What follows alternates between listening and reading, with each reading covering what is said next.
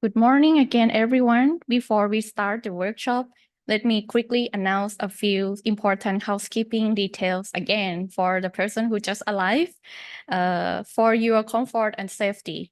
So first, in the unlikely circumstance that we may need to evacuate the room, hope not, please note the fire exit is located at the back of the room, and you will see the sign on your right-hand side. For those looking for the restrooms, it's also through the door on your left. And when it's time for our coffee break, you will also head through the door on your left as well. We have got everything conveniently located for your enjoyable time with us. So thank you for your attention. And for the person who came from abroad, please don't forget to hand over your passport, your boarding pass toคุณวัชรพร at the back or คุณเกตวิไล as well นะคะ and for the internet please find the username at QSNCC Free Wi-Fi AIS then sign in either Facebook or Line you will get 3 hours for the internet thank you for your attention ค่ะ and we will start our workshop shortly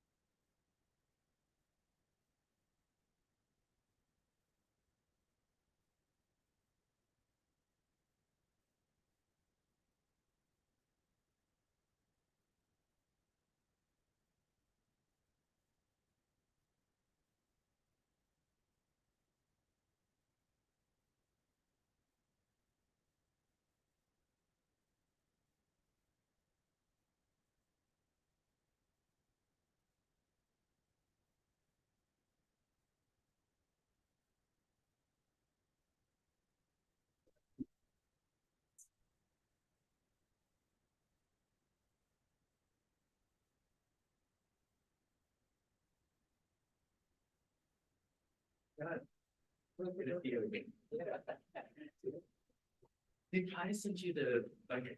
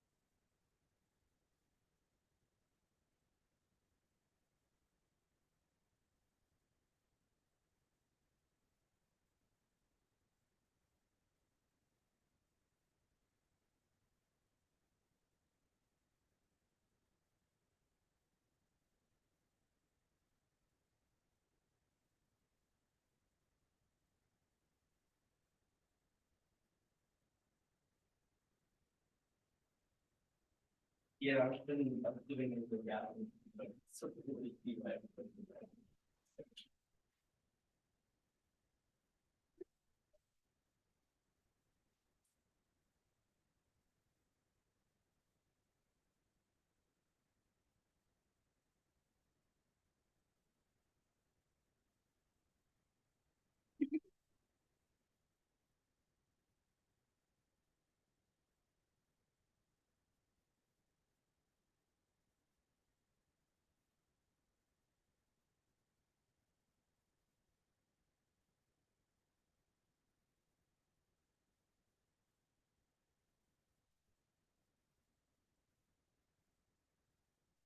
Good morning.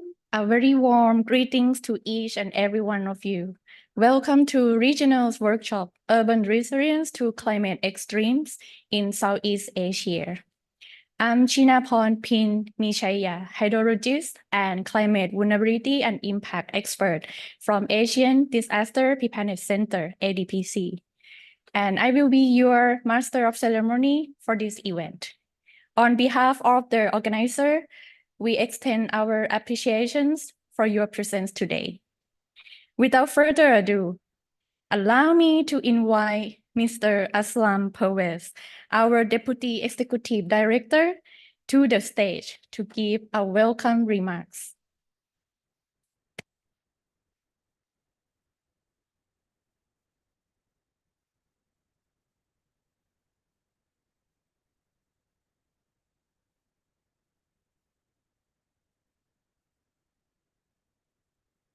Good morning, Sawadee Krap, Suk Subai, Sabaidi, and many more from Indonesia and to our colleagues from Philippines. Her Excellency Astrid Emilie Helle, Ambassador of the Royal Norwegian Embassy in Bangkok. My colleagues and seniors here, I can see Bharat Dahiya, a name in urban resilience. I can see colleagues from UN Habitat and many others, and certainly colleagues from the countries, particularly Vietnam, that over the last 5 years, they have been with us into this program. So on behalf of ADPC, I really would like to welcome you for this 2 days workshop on urban resilience to climate extreme in Southeast Asia.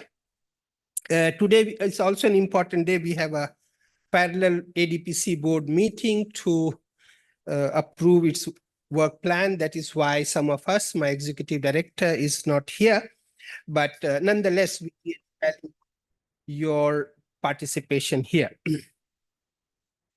Last week at the UNSCAP's building, a lot of the people, and particularly from Asia and Pacific, we have been looking at the urban landscape from the sustainable development point of view. And what we actually were debating that the present and the future of humanity lies in the cities. And what we expect, and currently I think a lot of statistics, I will not go into details, but between half of or 2/3 of the human beings would be living in the cities very soon. Now, when human beings will move to the cities, so are the other living species. So that actually makes ADPC, and particularly this program, very, very important, because if we have to look at urban landscape and urban resilience, it is the time for us to prepare, to help our countries, to help the city officials to look at the risk that actually coming, and particularly as you have seen over the last couple of years, the climate-induced disasters that actually has been happening. Traditionally, the countries in Southeast Asia and South Asia, we have been developing our capacities from hydrometeorological or meteorological related disasters. But what we have seen over the last 5-10 years, that this particular region, be it Vietnam, be it Indonesia, be it Thailand, Cambodia, and Laos as well, has also now being reeling under a lot of climate-induced extreme events. From whatever we call it, the sea level rise and 1.5 centigrade debate. I'm not going into the detail, but what is important for us is to prepare for the future and help our city authorities, our national disaster management organizations, and other sectors to have resilient urban spaces, urban government systems, as well as the urban sectoral arrangement, whether it is drinking water or wastewater. But at the outset, I also would like to thank the Royal Norwegian government through the Ministry of Foreign Affairs, and now with NORAD, for almost about 15 years shaping the organization. I mean, we are actually able to host you in the next 2 days and able to discuss together with UN Habitat and UNDRR, FAO, WFP, and many research think tanks like Thammasat University and many other ones, just because of the support that we have been receiving from the Norwegian government. Because in spite of funding for the project activities, as you would be hearing from today and tomorrow, the main investment from the Royal Norwegian government was to build this organization as a truly autonomous international organization. So we are very, very thankful, ma'am, for the support for the last 15 years. We certainly have been succeeded in taking this disaster preparedness, disaster risk reduction, and climate resilience agenda through merits and through the good working relationship in the countries. And that is how we see today the government participation in this room from the 5 countries. Unfortunately, we could not host our Myanmar colleagues, through which this program was also developed because of the current situation there. But nonetheless, I think ADPC has been quite thankful to the national and the subnational governments in those countries, providing us an opportunity to work with them, but at the same time helping us to shape this whole urban resilience agenda.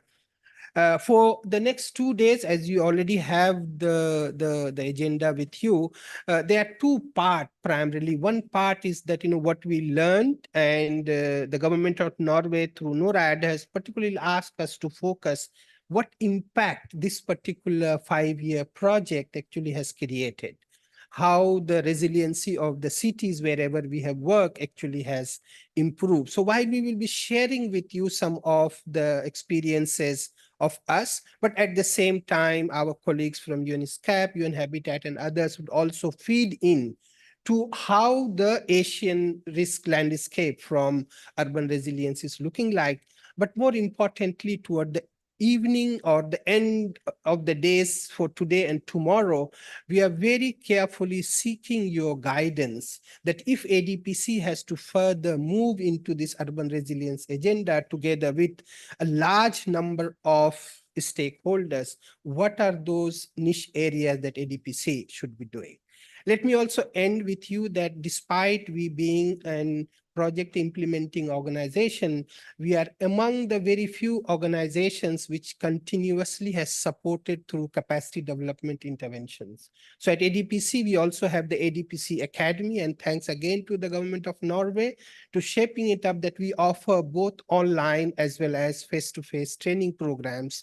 And together with the university, in Norway, we actually have a lot of the program in urban resilience. So I would also encourage some of you to seek the information and participate in those. So with this, I now thank all of you and welcome to all of you for this workshop and looking forward to a very fruitful day. Thank you very much.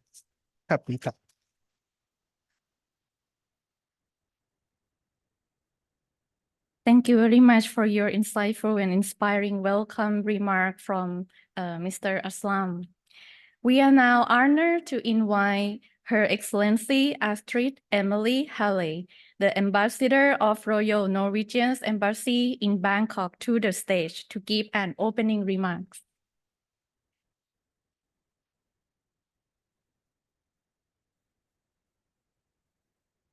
Sawadika. Good morning. My name is Astrid Helle, and I'm Ambassador of Norway to Thailand and also to Cambodia. Thank you very much for inviting me to come here today. Special thanks to the Asian Disaster Preparedness Center and to your Mr. Aslam. Thank you to all participants for being here today to contribute to this very, very important work. We really appreciate it. For almost 5 decades now, we have witnessed a very strong rise in global temperatures. We participated in numerous negotiations and we witnessed also very many innovative solutions in order to address the issues of curbing global greenhouse gas emissions.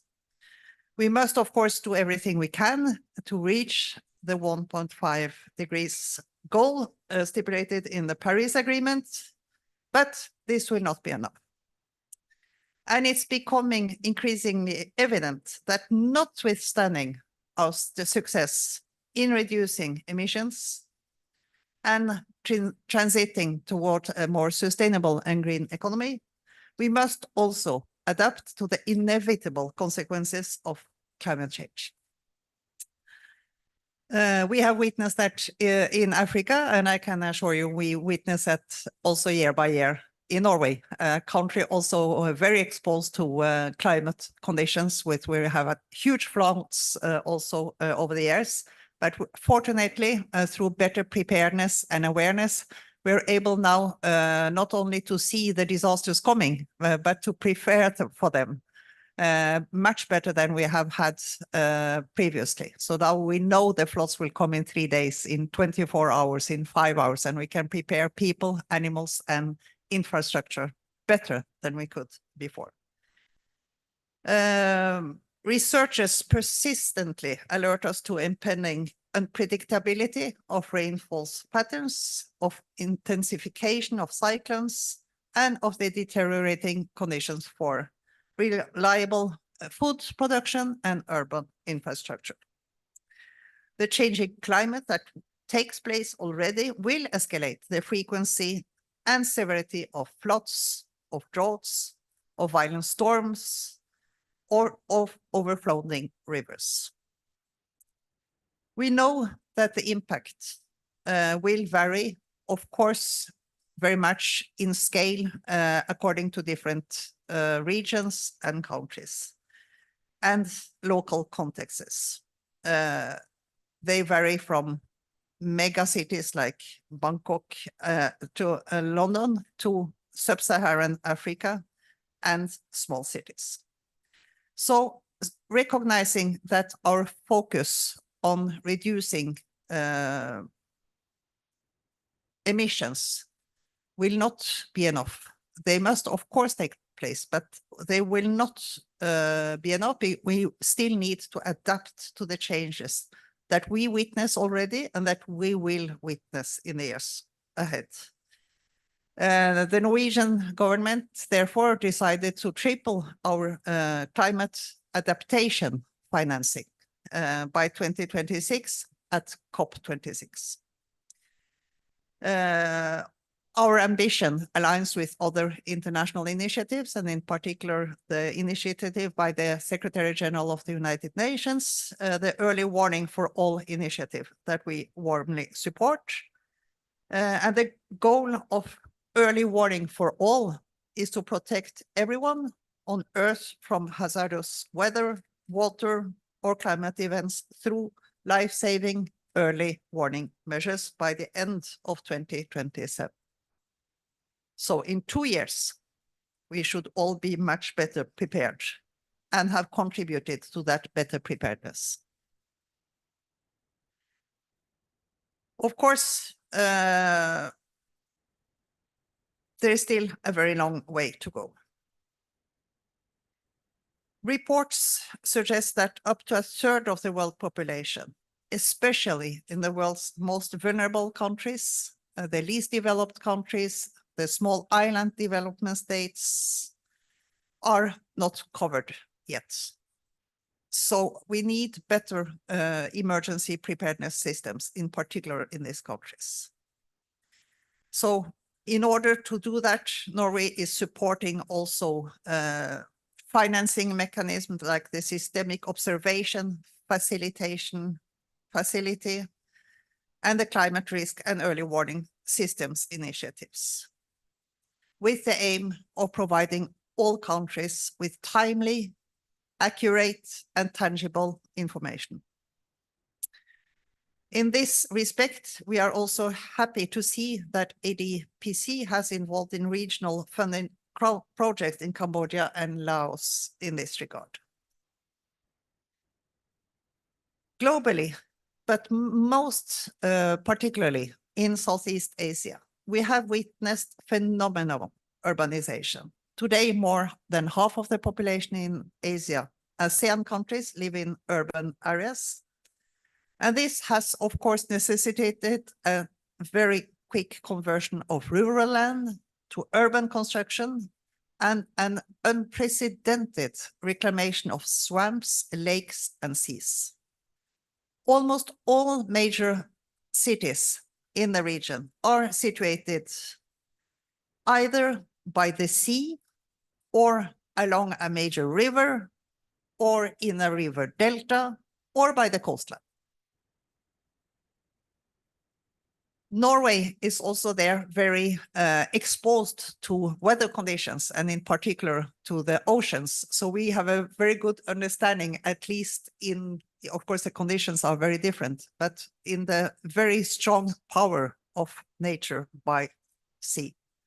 Norway was very pleased to sign in 2018 a 5-year agreement with the Asian Disaster Preparedness Center, where the main goal is to build resilience of urban systems and deltaic and coastal cities to current and future disasters due to climate extreme events. And today we are with also ADPC assessing and evaluating the outcome of this work. So of course, for us, it's an extremely important event today and the next coming 2 days to hear from all participants here whether this is bringing the expected results, and of course, looking forward whether you would have inputs to provide us with for the years to come. It's a very important work that you are all engaged in, that we really value. It's a very important work to save lives, to save also economies of vulnerable countries and people. We have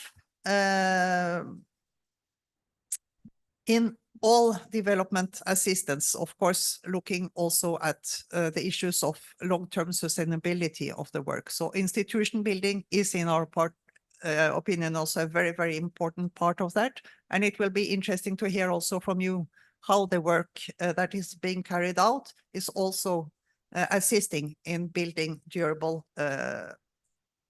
institutions. We at the Norwegian Embassy here in Bangkok, our colleagues in NORAD, in the Ministry of Foreign Affairs, are very grateful for the cooperation that we have had for very many years with ADPC. We value your expertise. And we value also the fact that it has proven itself resilient to very changing conditions. We have had, of course, the years of COVID. We have had the unfortunately military coup in Myanmar. Events are happening, and what we see is that the work of the organization and its cooperation with experts has been able to continue. So we thank you also for this. We will take up the lessons learned from your workshop in our work ahead, and we thank you very much for your inputs to that. Thank you very much.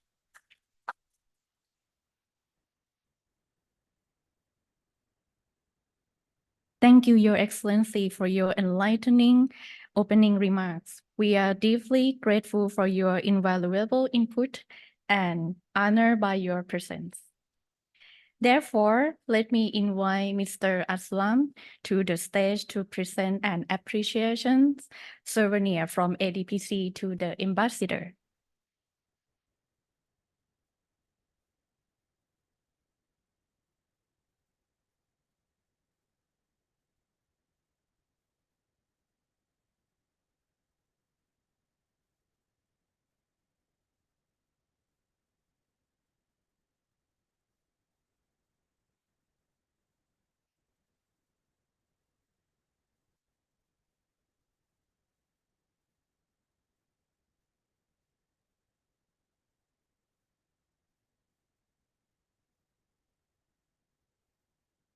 Thank you very much.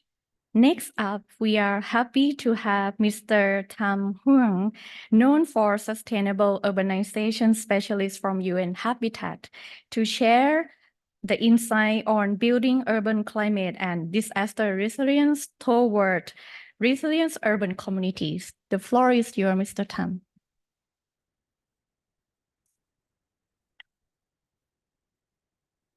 Good morning, colleagues. Thank you so much for the warm introduction there. Friends, cities, partners, ladies and gentlemen, please allow me to first start just to share our apologies from our chief, Sri, who unfortunately couldn't join us here today due to other pressing and sudden engagements in Japan. Nonetheless, if Sri was here, and I'm sure Aslam will agree to this, I'm sure that he'll be sharing a very warm thanks and commendation to ADPC colleagues for the work that the entire team at ADPC have been leading, as we've heard just now recently, and the persistence in this work in responding to and as well as building the capacity of urban practitioners in not years, but measured in decades. So again, thank you for that and the welcoming UN Habitat here. I have the opportunity to speak twice, once this morning and tomorrow morning, and requested to set a bit of the scene for our discussion. And I'll start off just to share here. It's of course a pleasure to be amongst colleagues from ADPC, from UNDRR, SCAP colleagues and SAIT, among many others, and of course all of you from ASEAN that have traveled here to Bangkok here today. Sawadee Krap, Rudran Hauder, and please allow me to share my very warm greetings to Her Excellency Astrid for the support from Norway, leading the way to ensure that disaster risk reduction is not overlooked, but part of the everyday discourse, as we've heard just now. Today, in our cities in Asia-Pacific region and in ASEAN, stand as dynamic hubs of innovation and crucibles of vulnerability. We've heard about the challenges that have impacted upon the region, and particularly a region that is particularly vulnerable to disasters, and those that are impacted by it. By 2025, 2/3 of the world's 49 megacities will be in the Asia-Pacific region, and indeed we are gathered here in Bangkok, being one of them. It is estimated that these cities will house around 3.38 billion people in 2050, which will represent the world's major urban population. Resilience is not merely about resisting, it is about adapting forward and ensuring our cities emerge stronger, more flexible, capable of reinventing themselves and evolving more inclusive and more sustainable in the face of climate change and other threats.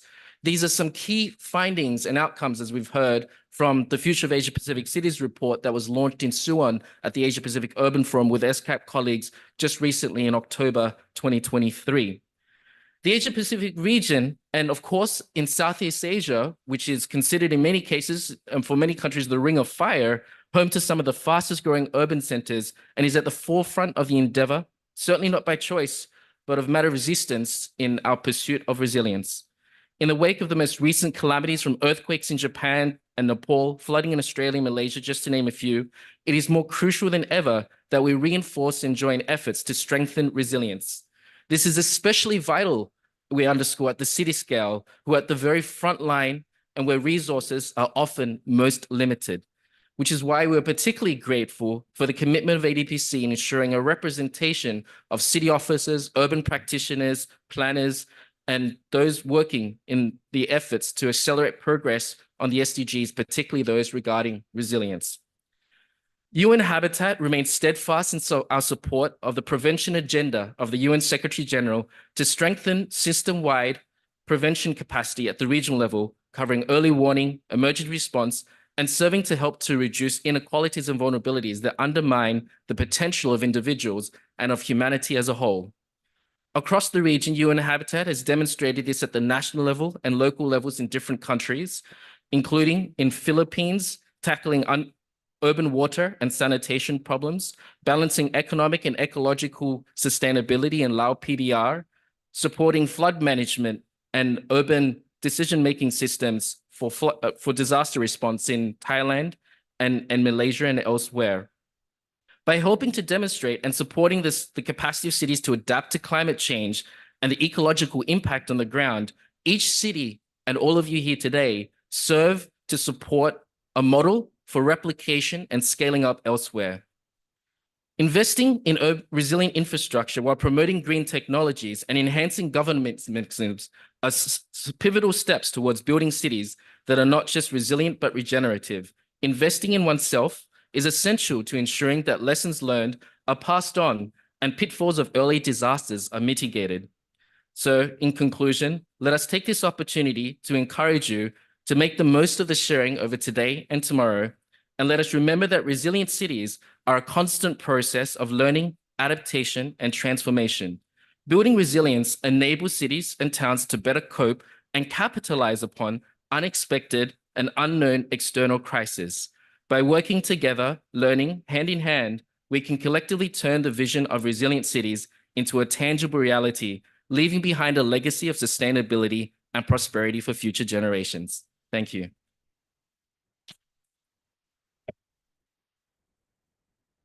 Thank you very much for your insightful information and inspiring for us, Mr. Tam.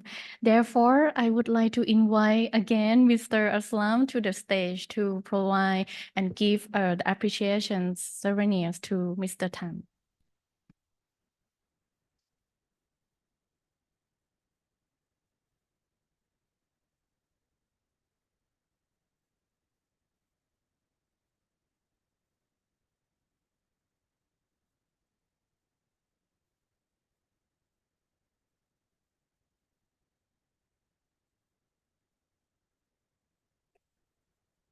So, Mr. Tam, we are eager to learn more from you to share your insightful information to build the urban resilience to cope with the climate extremes.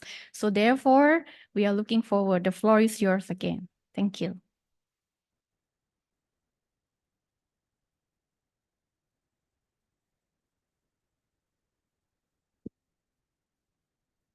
Thank you, Kunpin. Very much grateful. So as I shared, we'll be having an opportunity just to set a bit of the scene. Since I'll be sharing also tomorrow, today I'd like to focus a bit on the U of the URCE, the Urban Resilient Climate Extremes workshop that we hear today. And tomorrow I'll touch a bit more on the R, the resilience side of things as we continue on. So we are here, many of us from the Southeast Asia region. So let's start with the context of that here. Urbanization, as we understand in Southeast Asia. We heard from Her Excellency Astrid about the push and the drive around urbanization and how we will be having a large predominant population, certainly in Southeast Asia, that will be considered in urban areas by 2030. So as we stand right now, 50% of the population of Southeast Asia is living in urban or city areas. But what we estimate is by 2030, this number will grow to 56%. And as you can see on the left-hand side there, also the proportion of urbanization in many cities. By 2050, it is true that some of these countries will have cities that plateau and eventually will decline. But in the near future, certainly up to 2030, we're seeing a growth trajectory in many of these countries. Now, why is this relevant in the context of resilience and why we're here today? So this helps to paint a picture of some of the challenges that all of you, I'm sure, experience in your work in tackling this issue. So this issue of inequalities, leaving no one behind, and how we ensure access to services and quality of provision of services to the last mile. So the reality is that in many of the cities that we live and operate, including here in Bangkok, we have this phenomena where you have many of those that perhaps live and have not living within the same district and area there. So recognizing that the inequality that exists can be quite significant for many cities in Southeast Asia. What that represents is challenges around ensuring access to services, but also safe and resilient communities. Thinking about, for example, the safety of women and girls and children, but also catching public transport and accessing services are all things that have a relevance when we're thinking of safer cities in that vein of resilience as well. But it's not just about a negative paradigm and dynamic, because there's a rapid growth. The Southeast Asia region is recognized to be, as a collective, the 5th or the 6th largest economy now in the world. So there's a lot of development that's happening. Now, when this development is unchecked and unplanned or unenforced effectively, then we do get these pockets of vulnerability that evolve as well. So whether it's around issues around support for migrants that are coming to cities, then others that are looking for educational opportunities as they arrive. So there is a lot that's happening that we need to look at when we're thinking about that lens of resilience as well.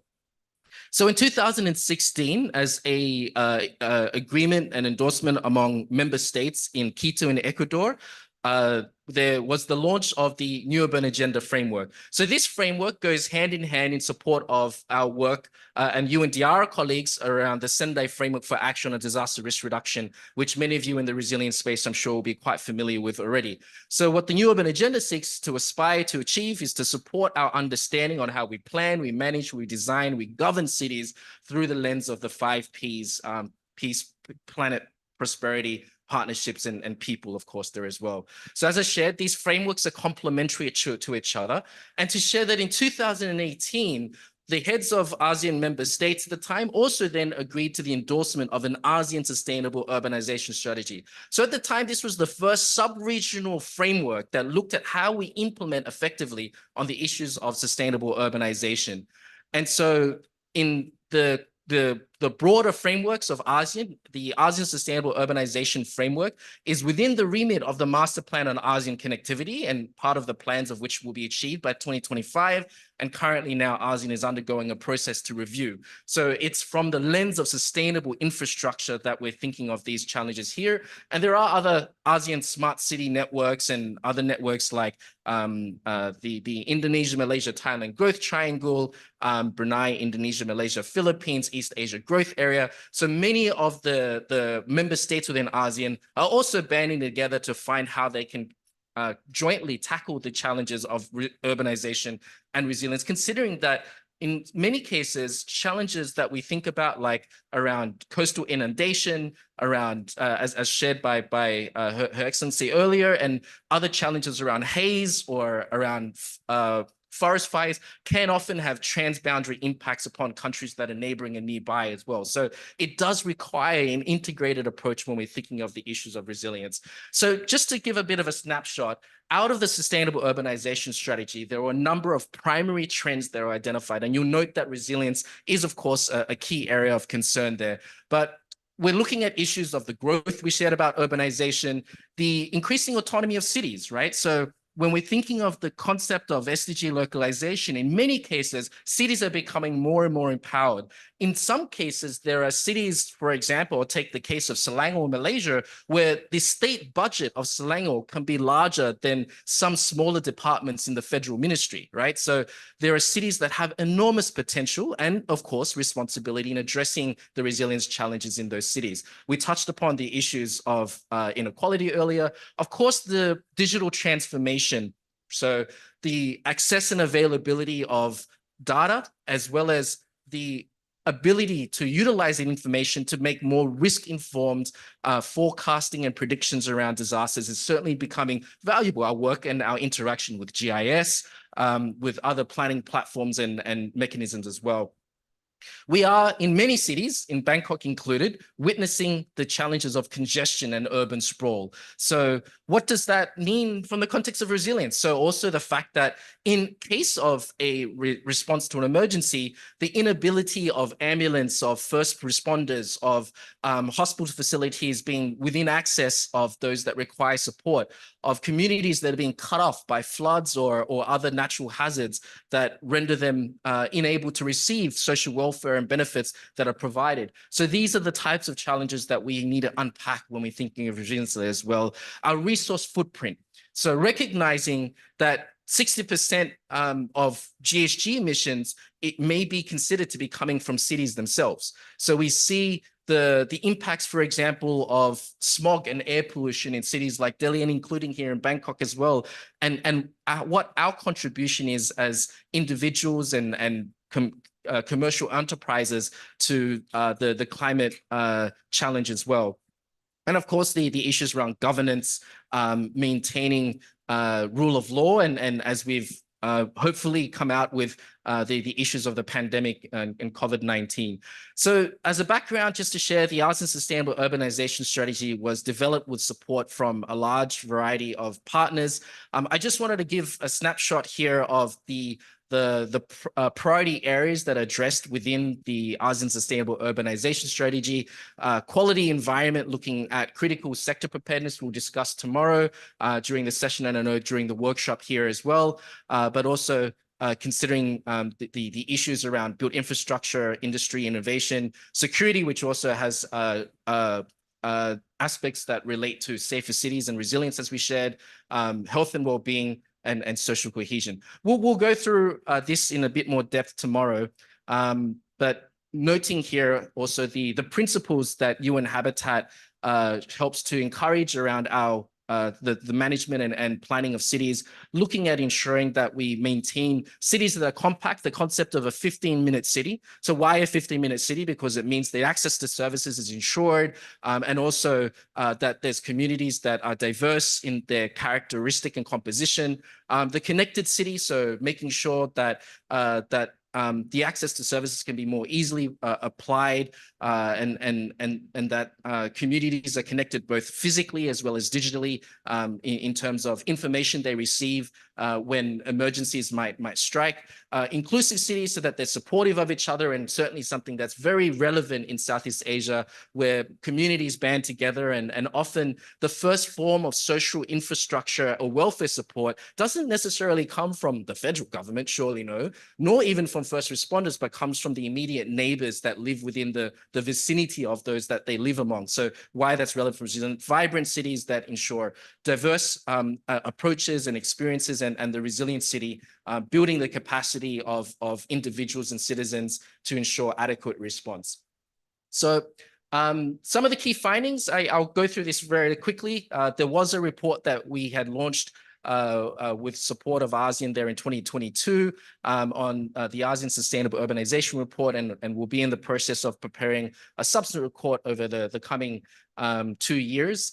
So a few key trends and findings that came out of this report. So firstly, recognizing that ASEAN cities are at a crossroads. So as shared, there's a lot of economic prosperity and potential within ASEAN, but there's a lot of challenges around addressing resilience, inclusion, and other areas there as well. So it's how ASEAN will now overcome this that will see some of these cities that are transitioning into cities from villages and townships to the next phase of their development there as well.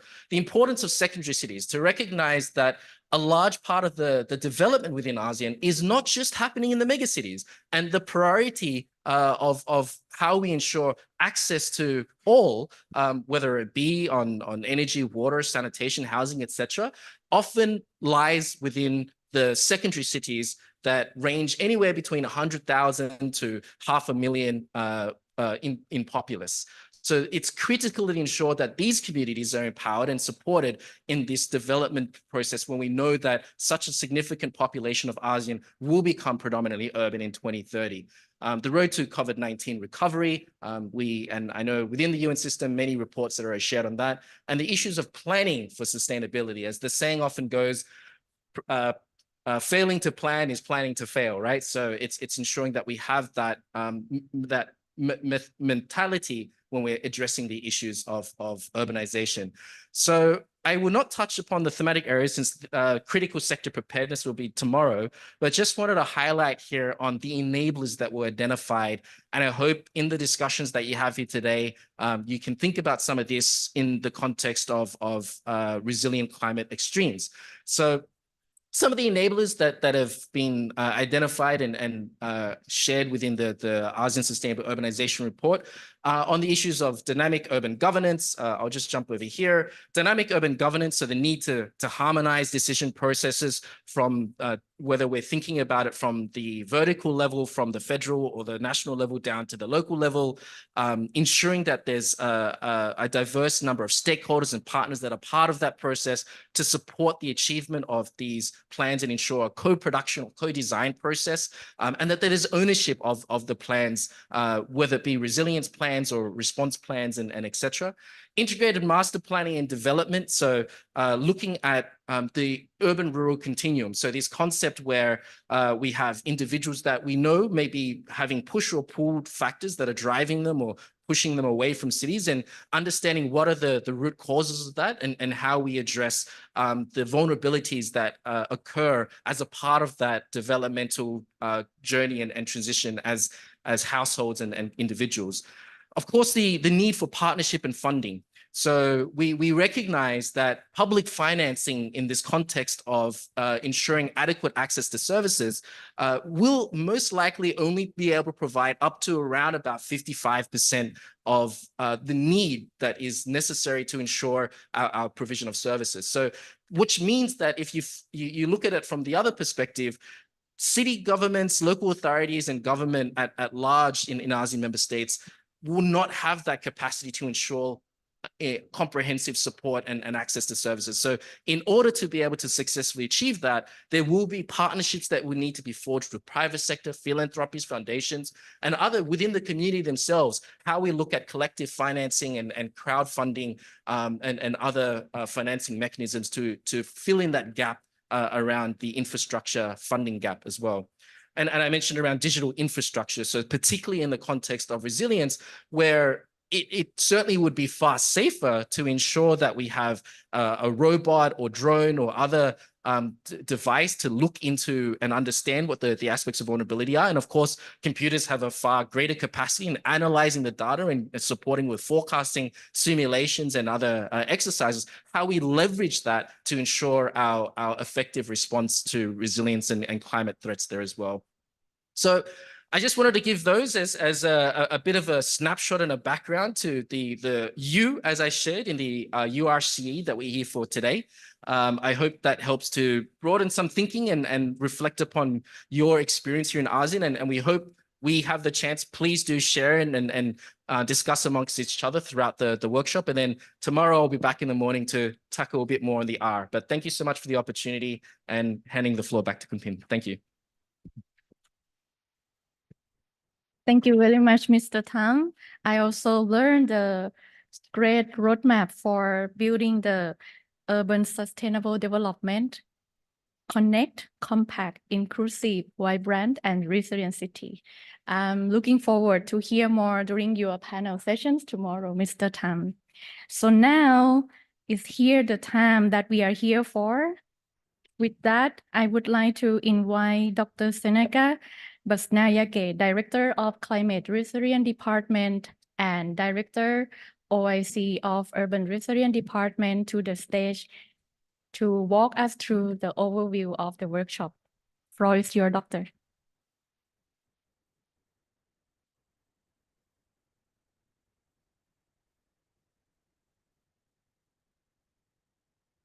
Thank you very much, Pin. Very good morning.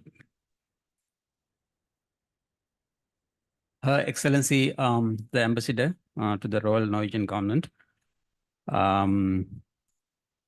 Astrid Emily Helle, representatives from UN organizations, regional organizations, international organizations, as well as the senior official from Southeast Asian countries, my colleagues at ADPC.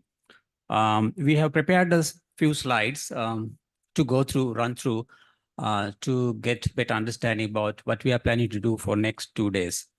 So this urban resilience to climate extremes in particular Southeast Asia.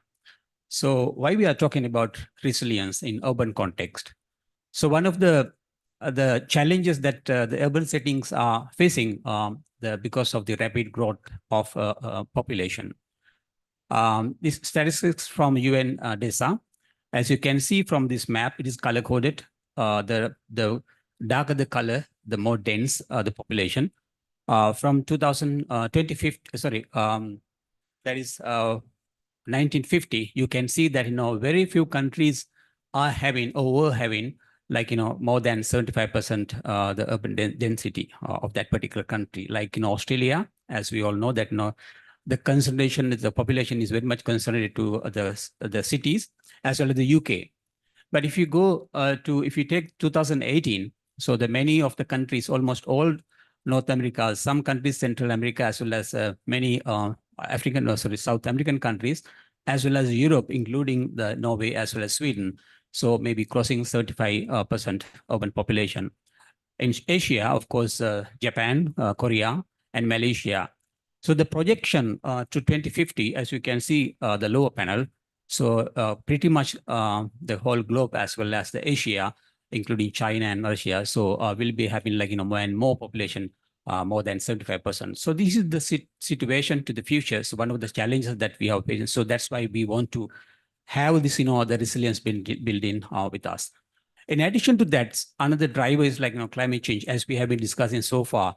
So the climate change, this figure shows that nearly 7 billion people in the Asia and the Pacific, affected by the disasters. The half of them were affected by floods, 52%, followed by 29% drought, as well as storms and a few other hazards as well. You can see that as we are discussing the climate change, the latest report, by the way, this is from ESCAP last year report. So the NASA or NOAA, WMO already confirmed that 2023, last year, it was the warmest year on record in the Earth. So it's going to be 1.2 degrees Celsius above normal than 1951 to 1980, which is 30-year period. So we are crossing this, our targets, the Paris Agreement. We were thinking to control well below 2 degrees. It may not be the case now if the trend is going like that. So 1.5 degree, we might cross in 10 years or 20 years, less than that to cross. So as per the projections, if we take that 2 degrees centigrade, so there might be additional 5% increase of rainfall. So these the hazards related to the floods, hazard floods and other things maybe will be getting more and more according to this one. So if we just think of our efforts so far, SDGs 2015, so we were having some sort of targets to achieve the 17 goals. As you can see from here, actually, so as per the midterm review, so we were not able to achieve even the half.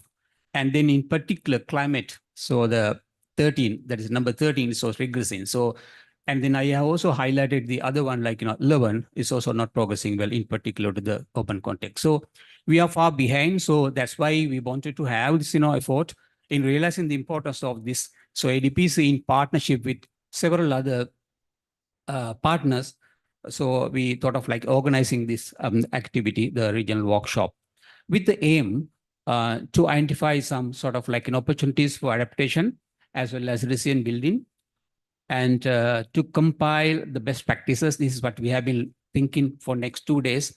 Good case studies, innovative solutions for addressing climate extreme in urban context, as well as enhanced collaboration. This is exactly what we are doing here. So we have invited the stakeholders from Southeast countries, as well as we have invited the development partners, UN agencies, donors into this room. So sort of have to have some sort of discussion and to sort of maybe discuss the way forward. As well as it was mentioned by Mr. Aslam as well, two sort of like draft recommendations for urban resilience framework for Asia. So ADPC, we have drafted the resilience framework. We are going to have a separate session on that. Actually, we'll be presenting and we'll have a dialogue with you to get your insights and inputs in order for us to improve this resilience framework. This event is being organized by a project funded by Norway. Thank you very much for the Norwegian government by NORAD. Urban resilience to climate extremes, Southeast Asia. And it has like a couple of components, as you can see here. So early warning systems, strengthening early warning systems is also very much important through properly understand the future risks, for example. The second component, of course, improving community readiness. So we should be ready for that. Actually, community should be ready. So we should, improve their capacity as well as awareness how to respond to future hazards. And then as well as sectoral in particular, in case of emergencies, the health as well as other sectoral ones. And then, of course, we need to have sort of like risk governance in place. So we are making some recommendations through this project for a couple of cities, in particular Vietnam, 2 cities and 1 city in Myanmar. And of course, we need to have knowledge exchange. This event is being organized under the 5th component, that's knowledge exchange. And then we wanted to make it much bigger, regional wise. That's why we invited beyond our target countries, Vietnam and Myanmar, to all the kind of all Southeast Asian countries to take part of discussions and to exchange their understanding knowledge. So the program goal, you might have seen it before as well in the dockets as well. So the program goal is to build resilient communities in deltaic and coastal urban areas. So this is the project that we sort of have been since 2018 November, which goes till this year May. This is probably one of the last sort of like knowledge exchange workshops that we have been planning. So the program, we are in inaugural session, of course, and followed by 2 technical sessions. One is actually risk-informed urban governance. In the afternoon, we have community readiness and local preparedness. And we will have 2-hour brainstorming sessions for which we have invited Professor Bharat as well to facilitate this discussion. And there we'll be having some sort of like group discussions with you. So we'll explain you how it does, maybe just before the session. And tomorrow we'll have another 2 sessions that's going to be in critical sector preparedness as well as early warning for cities. The initiatives from initiative of UN Secretary General Early Warning Fall, we are taking to that concept to cities. So we are going to have that technical session tomorrow, just before lunch. And after lunch, we'll have another brainstorming session for us to engage with you, for you to engage with us, for you to engage yourself in order to get inputs to the strategy that we have been developing at ADPC. It is for the entire region, that is the urban resilience framework for Asia. And of course, followed by 3:30 to 4 p.m. So we'll have closing remarks. So Mr. Lars Andreas, the lead assistant director from section of nature and climate, NORAD, will also be joining to give you sort of like, closing remarks. So with that, I thank you. But before closing, I think if the time permits, we would like to screen a video clip which we prepared under the NORAD program, that is Urban Resilience to Climate Extremes in South Asia. So over to you, Chintaka. Thank you.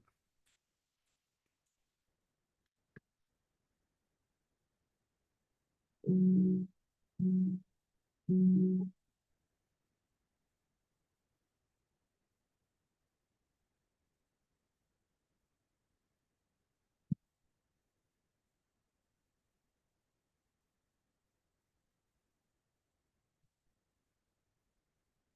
rich cultural heritage.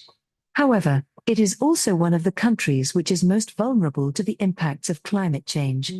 Vietnam's urban areas are growing rapidly. With an increasing urbanization and rising population, cities in Vietnam are at risk from extreme weather events and sea level rise due to climate change. ADIPC recognizes that enhancing resilience to urban extremes involves multiple interconnected factors such as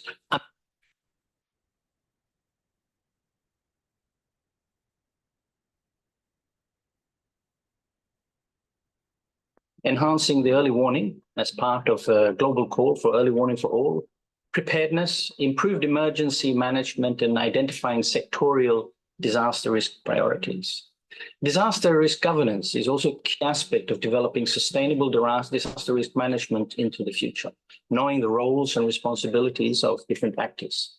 Specifically, ADIPC is building urban resilience to climate extremes in My Tho and Nam Dinh cities through its regional program on urban resilience to climate extremes in Southeast Asia, with financial assistance from the Norwegian Agency for Development Cooperation, or NORAD. And we hope the successes and experiences from this project will help other cities in Vietnam and beyond to enhance their resilience to climate change impacts. Climate change poses a significant threat to My Tho City. People Committee and the Steering Committee for Disaster Prevention and Search and Rescue of My Tho City are committed to building sustainable and resilient urban development through risk-informed planning process. City officials are telling about the climate challenges experienced in My Tho City and their challenges in city planning. Thì những cái thách thức chủ yếu liên quan tới cái biến đổi khí hậu của thành phố Mỹ Tho trong các cái năm gần đây thì nó thường xuyên với thành phố thì xảy ra các cái hiện tượng như là cái vấn đề là triều cường, cái xâm nhập mặn, cái nắng, cái sạt lở, như là các cái hiện tượng dông lốc xảy ra trên địa bàn. Thách thức hiện nay thì thành phố Mỹ Tho tuy là đã có quy hoạch tổng thể rồi, tuy nhiên việc mà thực hiện theo quy hoạch thì về kinh phí và nguồn lực của thành phố thì chưa có thực hiện được theo quy hoạch. Do đó thì tình trạng mà ngập lụt mỗi khi trời mưa hoặc là triều cường thì vẫn thường xuyên xảy ra, và những cái tiện ích để phát triển đô thị vẫn chưa có thể thực hiện được theo quy hoạch. Thì đó là một trong những thách thức lớn nhất của việc mà phát triển theo quy hoạch hiện nay. Tan My Chan commune is one of the vulnerable communes to flooding identified by the USCE program to implement pilot activities in building urban resilience. ADPC is engaging in thorough consultations with the People's Committee of Tan My Chan commune. Thì hàng năm thì đối với địa phương thì thực hiện theo cái chỉ đạo của thành phố tỉnh thì có xây dựng các phương án. Thì qua cái khóa tập trong thời gian vừa qua tham gia thì địa phương về thì cũng có củng cố bổ sung để cho nó hoàn thiện. Nam Dinh City is the other target city where ADPC is helping to strengthen resilience to climate extremes. Mr. Du Huy Dun, Deputy Head of Economic Division, Nam Dinh People's Committee, tells about the lessons learned from the USCE program in building resilience against the climate extremes. Phải có sự quan tâm phối hợp đồng bộ giữa các ban ngành đoàn thể của từ trên xuống dưới. Cái thứ hai là được sự ủng hộ rộng rãi của người dân phải được biết, được bàn, được tham gia và thực hiện các dự án, và đặc biệt là được hưởng thụ, thì tất cả các dự án đó sẽ được triển khai một cách thông suốt từ trên xuống dưới. Vietnam is making commendable efforts to enhance urban climate resilience through green infrastructure, resilient housing, community engagement, and government initiatives. Cities are becoming better prepared to face the challenges of a changing climate. But the battle against climate change is ongoing, and it requires regional and national cooperation. Together, we can build a more resilient and sustainable future for cities in Vietnam.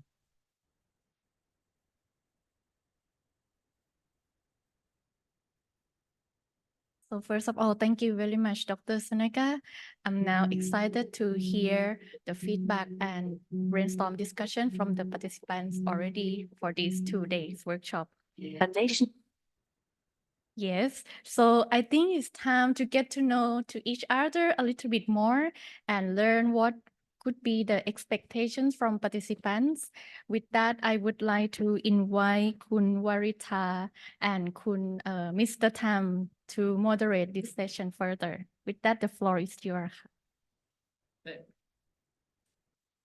Thanks so much for that, Kunpin. Not quite really moderation, but we just wanted to make sure we get to know you and after all your efforts coming here earlier on. So what we've done is we've just put on each of your tables just some post-it notes. We will have a group photo shortly after this and followed by a coffee break. But as you're walking out of the room, maybe just write on, or while you're having the coffee break, if you can just note down some expectations that you have for the workshop today or tomorrow. And we have some whiteboards that colleagues from ADPC have already kind of set at the back there. So as you're walking out or during coffee break and the discussions, even throughout today, maybe if you can just put down some of your expectations from coming here for the session, and hopefully we can address them tomorrow there as well. But before that, maybe just to welcome you from each of the member states that have joined. So I'll hand over to Ruisa just to call out the names of the countries, if you don't mind standing up, and the photographer will take some photos and just welcoming you here to the workshop. Yes, thanks, Tam. So I would like to call out first for Cambodia, please. Would you like to stand up? Yep, round of applause. Thank you. So next, Indonesia. Welcome. And Laos, PDR, please.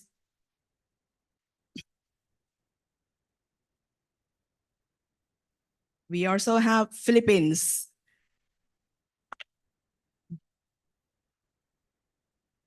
And the country that Dr. Sedeka just presented about the program, Vietnam. Could you please stand up, please? Welcome. And lastly, Thailand. Welcome to everyone. Thailand, yes, please. Okay. So as Tam has mentioned that we would like to get to know each other and your expectation about this workshop, we kindly to request you to put the notepad there in the flip chart in the back side before you go out for the coffee break. So Pin, we hand over to you. Thank you. Thank you very much. And myself from Thailand also. So as we carry forward the insights and inspiring from the today discussions, let's commemorate that occasions with a group photo. So we would like to invite into two rounds. So firstly, we would like to invite Her Excellency, the representative, Mr. Tam from UN Habitat, Mr. Aslam, and the guests at the front rows to the stage for the group photo together. First, please. So,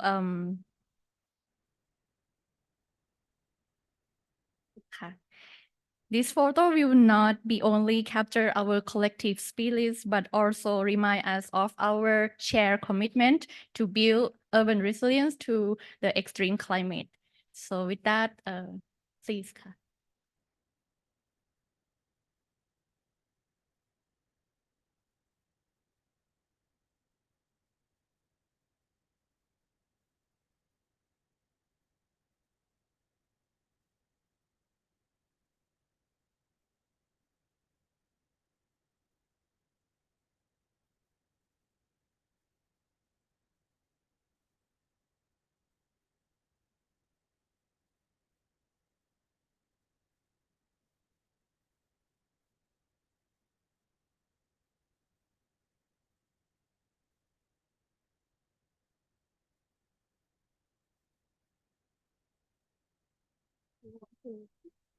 So with that, I would like to also invite all the participants to join to take a group photo for our memory together.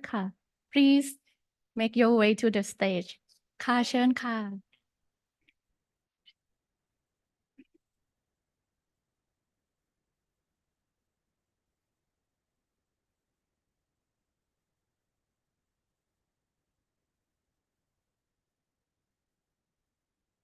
เชิญข้างหน้าเลยนะคะ please be on the stage together. We can make like 4 rows, maybe 2 rows below the stage and maybe the other two at the stage เชิญเลยนะคะทุกท่านเชิญเลยค่ะ